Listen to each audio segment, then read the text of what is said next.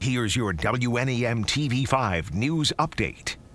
Good evening, everyone. I'm Frank Turner. Here's a look at the top stories we have for you tonight. A reported dogfighting ring uncovered during a drug investigation in Flint.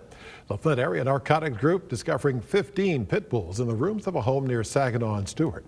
Also found treadmills, harnesses, animal supplements, and medications. The Genesee County Animal Control taking custody of the animals. Drugs and weapons also found at the home. The search for suspects underway in last night's shooting of 5 people in Flint. It claimed the life of a 57-year-old woman and left a man and 11-month-old girl in critical condition.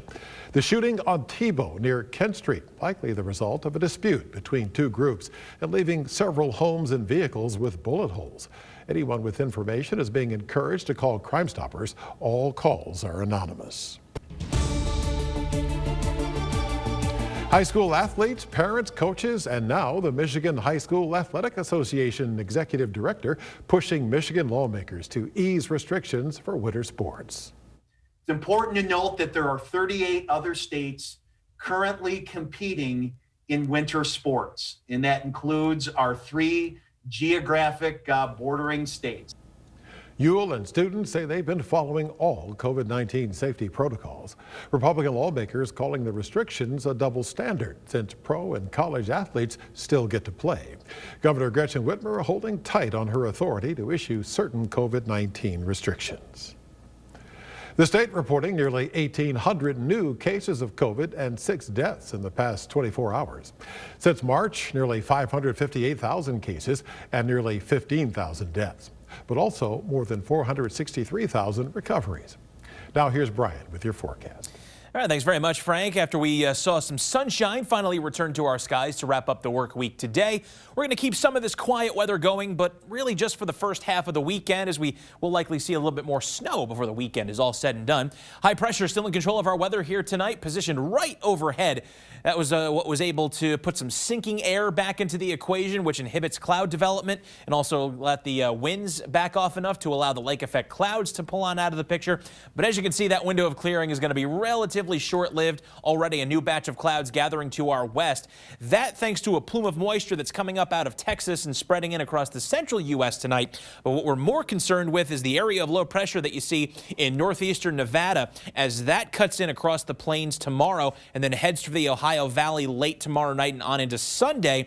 It's going to put us in a similar position to the storm that we just saw this past Tuesday, where we'll be on more of the northern flank of the storm and likely at least picking up some snow, but doesn't look likely right now that it's going to be a direct hit for us.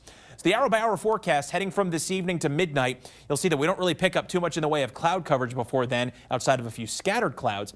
It'll be during the second half of the overnight period into the start of our Saturday, where predominantly if you're along or west of I-75 during the morning, you're going to stand a better shot of seeing generally cloudy skies with the potential for a little bit of sun lingering farther to the east. But as we roll throughout the day, midday on into the afternoon hours, those clouds will gain more and more of a foothold. Heading into tomorrow evening, we start to see the snow gathering to the southwest near Milwaukee, already into the Chicago area, and even into the southwest corner of the state. That'll continue to build northeast throughout the overnight period tomorrow night and into the first half of our Sunday. And it looks like the cutoff is going to be right around Saginaw Bay, and areas south of there will pick up some steady, at times moderate to light snow, likely for the first half of our Sunday. Snowfall amounts don't look terribly impressive here, but where it's heaviest, we can certainly pick up between about 1 to 2 inches of snow from Saginaw and Mount Pleasant on south and west. That would include the Flint metro area. Lighter amounts on the order of maybe a ½ an inch or less around, say, Bay City, Caro, and up toward Houghton Lake. But this is one of those situations where the track of the storm is going to dictate everything. So stay tuned for updates throughout the weekend, because if we start to see more of a northerly jog in the track of the storm, that would certainly bring heavier amounts in across more of the area. So we'll keep you updated as this situation continues to develop. 6, your overnight low temp for tonight. We're liable to see the temps dip very sharply this evening while the skies trend clearer. That'll then be followed up by a leveling off with the increasing clouds overnight. 26 the high for Saturday, mostly cloudy and staying dry during the day. Snow develops tomorrow night, again, mainly southwest of Saginaw Bay, and continues into predominantly the first half of Sunday, high of 29. Leftover snow showers possible Monday, 28. And then a few more opportunities for better chances for sun on Tuesday and Wednesday, and even a little bit milder with high temps punching into the low 30s.